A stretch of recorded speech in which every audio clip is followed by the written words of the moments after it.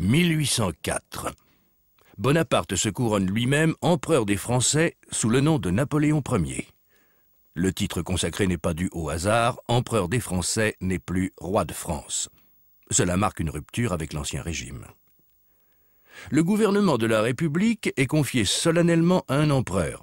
Il n'y a pas là, pour l'esprit du temps, de contradiction patente.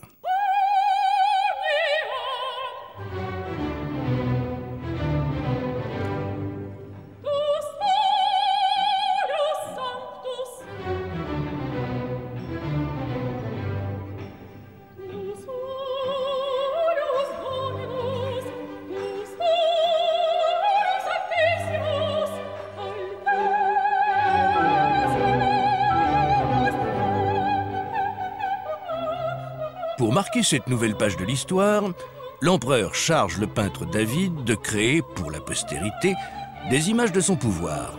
L'art et la politique se renforceront l'un l'autre, formeront un tout indissociable dans la profusion efficace des symboles.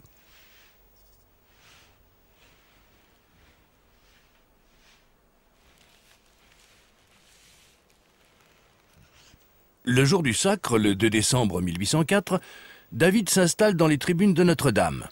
Il esquisse là quelques dessins pour se souvenir des attitudes, des costumes, du décor, puis il installe son atelier dans une chapelle avec une maquette de la scène.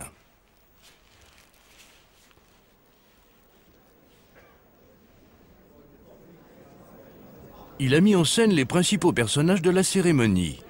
Les frères et sœurs de l'empereur sur la gauche du tableau, les membres de la cour impériale tout autour, les représentants de l'Église, quelques ambassadeurs, et la mère de Napoléon, peinte ici à son corps défendant, puisque le jour de la cérémonie, elle se trouvait à Rome.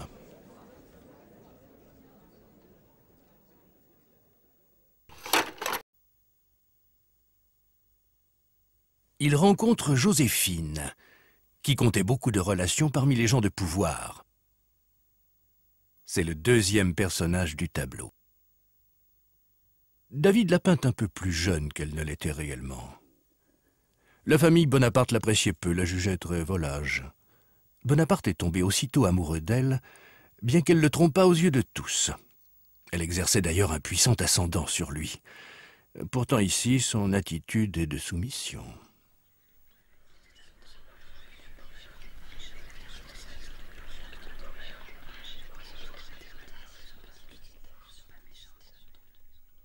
La plus grande partie de la famille impériale était présente le jour du sacre. Deux des frères, Joseph, l'aîné et futur roi de Naples et Sicile, puis d'Espagne. Louis, très fidèle à Napoléon, qui deviendra roi de Hollande avant de se fâcher avec son frère. Les trois sœurs de l'empereur. Caroline, qui deviendra reine de Naples.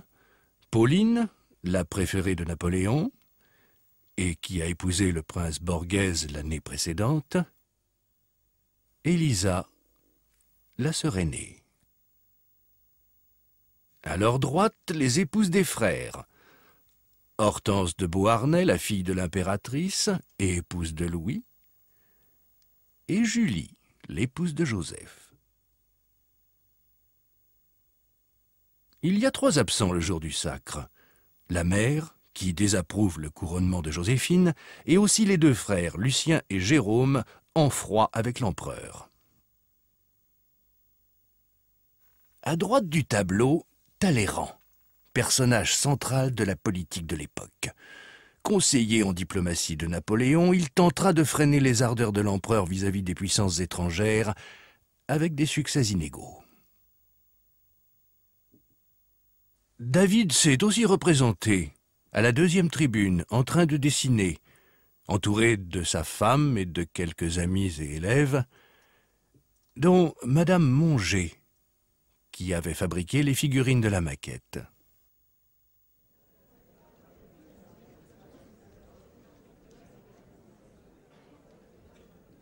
C'est en prison qu'il avait réalisé son autoportrait 10 ans plus tôt. Ami indéfectible, y compris politiquement, de Robespierre, tenant de la vertu et de la République, il l'avait suivi jusque dans la Terreur à laquelle il contribua de façon zélée. C'est lui, par exemple, qui signa le mandat d'arrêt du premier mari de Joséphine, un noble qui avait changé son nom ridicule et avantageux de Beauvite en Beauharnais, et qui fut guillotiné. Élu député de Paris, David avait voté la mort du roi et organisé la fête de l'être suprême.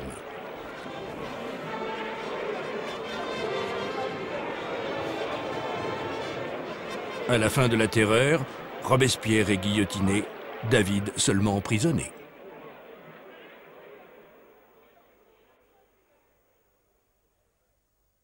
Pendant des années, David avait peint des sujets antiques, les personnages de l'histoire grecque et romaine. Et surtout le Serment des Horaces, les héros de la Rome antique. Commandé par le roi Louis XVI, c'est le tableau fondateur du néoclassicisme dont David est le maître incontesté. Il révolutionne la peinture en lui imposant rigueur, simplicité et clarté de la composition, extrême dépouillement du décor. Chaque personnage est peint avec précision et réalisme dans le modelé des visages, des pieds, des mains. Pour atteindre la perfection, il reprend 20 fois chaque partie du corps, chaque personnage, chaque drapé.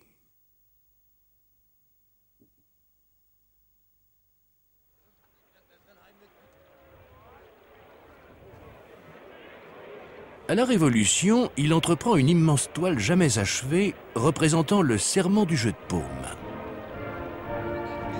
David n'a plus besoin d'aller chercher des héros dans l'histoire, elle se déroule sous ses yeux. Mais les costumes modernes sont moins intéressants que ceux des personnages antiques. Il se rattrapera avec les riches costumes d'apparat du sacre. On pourrait se demander pourquoi David a représenté le moment où Napoléon couronne l'impératrice. D'ailleurs, à l'origine, il avait montré l'empereur se couronnant lui-même. Sa main droite tenait la couronne au-dessus de sa tête et sa main gauche serrait son épée contre lui.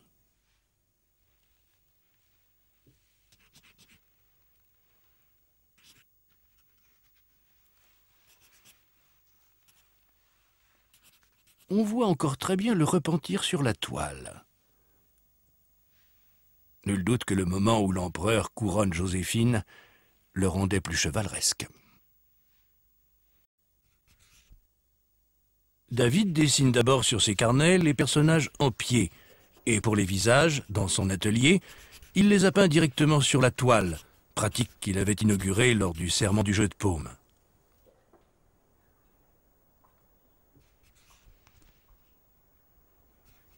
Il avait aussi commencé par représenter le pape les mains sur les genoux, mais quand l'empereur a vu la toile, il aurait dit qu'il ne l'avait pas fait venir de si loin pour qu'il reste ainsi immobile.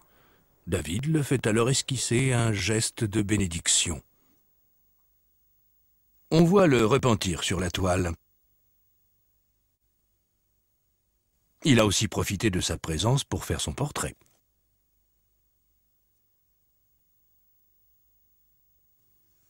Après 4 mois de tractation, le pape Pie VII s'est donc laissé convaincre de venir sacrer Napoléon à Paris. Quand il arrive, Napoléon fait semblant de chasser à Fontainebleau. Il l'avertit que, contrairement aux promesses, il se couronnera lui-même. Ce protocole bousculé fera couler beaucoup d'encre et contribuera largement au mythe. Le pape n'avait plus qu'un second rôle. Pour donner de la légitimité à son pouvoir, Napoléon voulut être sacré comme Charlemagne 1000 ans plus tôt. On a refait la main de justice de celui-ci, mais par erreur, on a fait une main gauche. Pour l'occasion, l'épée qui sacrait les rois de France a été ressortie. 10 ans plus tôt, on guillotinait le dernier d'entre eux.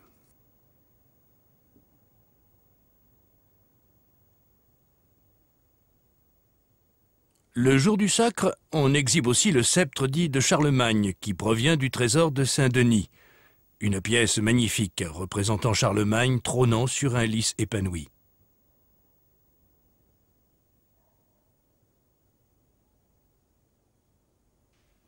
Pour la main de justice de Napoléon, on a fabriqué une main grande ouverte et son sceptre représente une aigle. Les deux objets ont été détruits à la fin de l'Empire.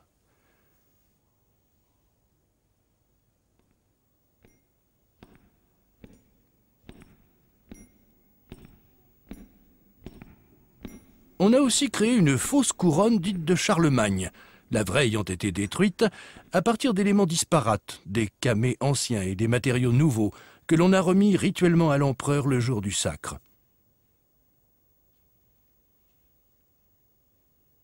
David a aussi représenté en bonne place le petit Napoléon Charles, fils de Louis, le frère de Napoléon, et d'Hortense, la fille de Joséphine.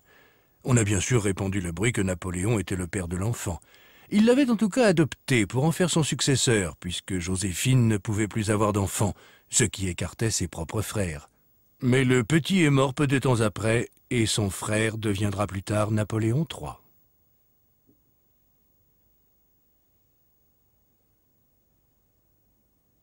La lumière éclaire Napoléon. David focalise un ray de soleil comme un projecteur de théâtre sur la scène centrale qui semble nimber la figure de l'empereur.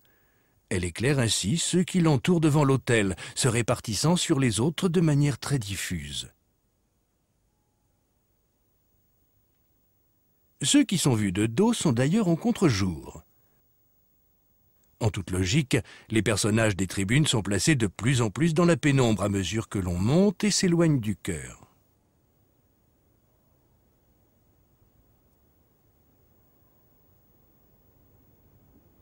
Les couleurs s'organisent selon une même logique. Tranchant avec le sol uniformément vert, le pourpre et l'or dominent dans la partie la plus éclairée autour de Napoléon. Manteaux impériaux, vêtements ecclésiastiques, décorations et écharpes. La partie gauche de la toile est placée dans une ombre relative, où les tons se font plus sourds. Même la décoration de l'arrière-plan autour du trône du pape aux armoiries du Vatican est dans une sorte de pénombre.